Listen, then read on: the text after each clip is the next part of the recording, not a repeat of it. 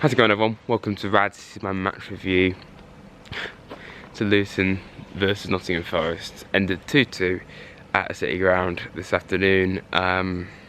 There's some doubts about whether this game would happen or not because of the advanced weather, and maybe it would have been a good thing if it hadn't happened based on how it ended up happening. And yeah, I mean, that's a bit of a negative start, but it ended up being a negative result. I'm not at the game, if you couldn't tell, or wasn't at the game. First game in ages that I've missed, so apologies for that, no vlog, but I'm going to do this at the very least. Totally raw, so apologies if it's a bit vague at times, and I've not seen the game in full, so again, I'm just going to have to work off what I know. But I don't really need to see the full game based off the result, because it's quite obvious what happened, really. Going back to the start, the lineup: Alanga for Hudson-Odoi. Fair enough, Hudson-Odoi, don't know where he was, probably injured. You don't have him, then you don't have Origi or Warner. You've suddenly got Brandon Aguilera on the bench, who's a good player, but he's a youngster, and that's highlights that we do need to improve. The depth up top, it does lack. He didn't even come on, and it probably isn't a shock what the subs were based off that, but getting on to that in a moment. The goal created by Morgan Gibbs-White, assisted by Anthony Alanga, and finished brilliantly by Chris Wood. Excellent.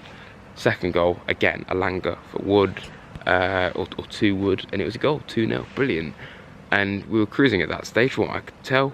All right performance at the very least. Again, that might be nonsense, but we were 2-0 up. So then what goes and happens? We go and bottle it entirely, and I think a major reason is the substitutions. You bring in on Wall, Yates, Aina, which is fine, but he'd been injured, you know, I can't really count that one. But then Kuarte and Nico Williams, for the likes of Dominguez and Bolly, and, you know, players that are better than them, basically. And, you know, I'm the first to defend Ryan Yates and Joe Wall, but even I can admit there's better players than them, and the players that they replaced are better than them. And, you know, it's no excuse, they should have been able to come on and see that game out, but it's quite clear with those changes that self-entitlement came in, and that is exactly what I was worried about in the preview. I was saying we can't do that, and that's exactly what happened. We were arrogant. That's what I think we were. We were arrogant with those changes, and you know, that is on Cooper. I'll be bluntly honest. You know, I'll defend Steve Cooper forever. What he's done for this club is just unbelievable. No words can describe it, and everyone should thank him a great amount, but he makes mistakes. Let's be real, he makes mistakes, and some people that call him to be replaced do have a point when you look at today, but that's not me. I'm not going to say replace him, because I don't think that should happen at the very least yet. Only I'm not even thinking about that, to be honest. But today, let's just say it was one of the games where he did show weakness, and he should have done better. If we're being totally and bluntly honest, he should have done better with his choice of subs at the very least. Just shutting up shots so quickly, so easily. Those changes, as soon as I saw it roll on, I was thinking, initially for some reason I thought he went straight at the back. He didn't, because he bought Bolly off, which I don't understand, because Bolly's been remarkable this season. But he did actually end up going straight at the back, I presume. Again, I wasn't there to see it in person, whether that happened, but he must have done. He bought on Aina and Nico Williams. Basically, whether it's 3 at the back, 5 at the back, call it what you will, that's a lot of defensive reinforcement brought onto the pitch, and it's just very negative, you know. Okay, you can see the goal late on, bring on a defender, I actually do get that, but in this moment Joe just wasn't the right option. He wasn't good enough, and this is why we signed Murillo, you know, and even Balotelli, even though I've not seen him yet. But you know, my point is whoa, and I'm not someone that is just going to shout and scream about it, because I just think that's stupid. But you know, the reason why we signed players to replace him and Yates, basically, is because as great as those two can be, they're both inconsistent, especially Wall. Even Yates occasionally does go missing. I think it's far less than Wall. I think Yates is still a very important player, and I really do think that, and I believe that. And he's had fitness issues recently, seemingly, which is probably not helping him. But Wall, especially, he can either be amazing, like he was against Chelsea, or shocking like he was when he came on today. And you know, that's why we had to upgrade Wall, for example, and then bringing on Nico, who's just, you know, one of the most error-prone players I've seen. Like, so easy to expose. I do not like slating players, but you know, I don't particularly trust it when Nico's on the pitch. And you know, fair enough, he's just come back from injury, but check Arte again. He's just okay, isn't he? He's not great. He's just okay. And then you got Santos. I just don't get the situation with him. Why did we sign a Chelsea youngster just to put him on the bench? You sign a Chelsea youngster to play them all the time, not just be a bench player that never comes on. So when are we going to see him? I'm not saying we should have played him, but surely like change it up a bit, and we just didn't. So I'm disappointed about that.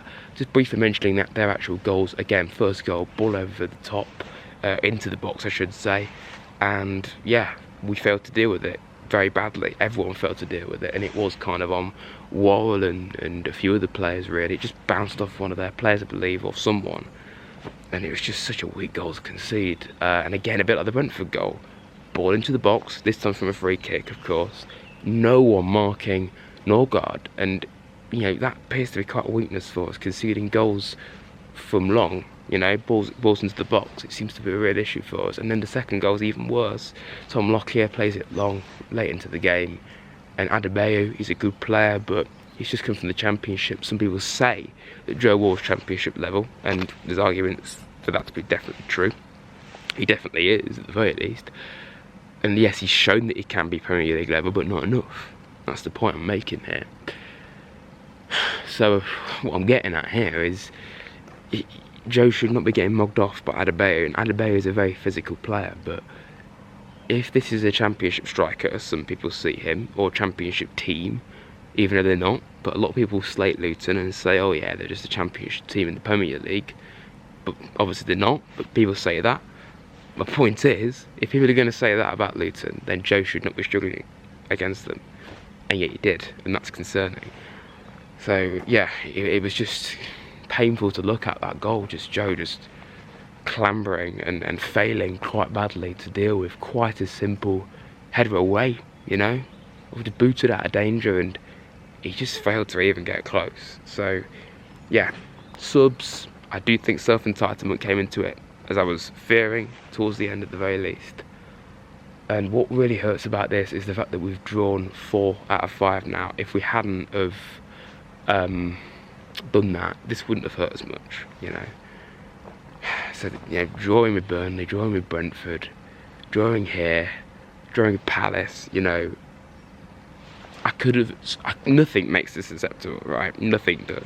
But it would have softened the blow just ever so slightly if we hadn't have, you know, messed up the games before. I mean, Palace wasn't messed up, but it was a draw. But you get the point. You know, if we hadn't drawn so many previously, just before this, it wouldn't be as difficult to take. But the fact we did is just a sucker punch. And Liverpool next. I mean, that's going to be fun, isn't it? So yeah, so disappointing. Really disappointing. I'll be at all games going forward, hopefully. Obviously, this is totally raw, no graphics or editing. So yeah, apologies for that, but it's quite nice at the same time as well. Wales has been quite drab, because, you know, the whole country has, and that kind of sums up the game really. A bit crap.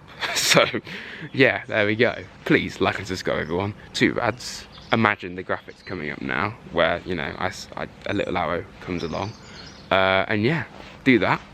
Get me to 6k. I need cheering up after this, and yeah, up the Reds, always.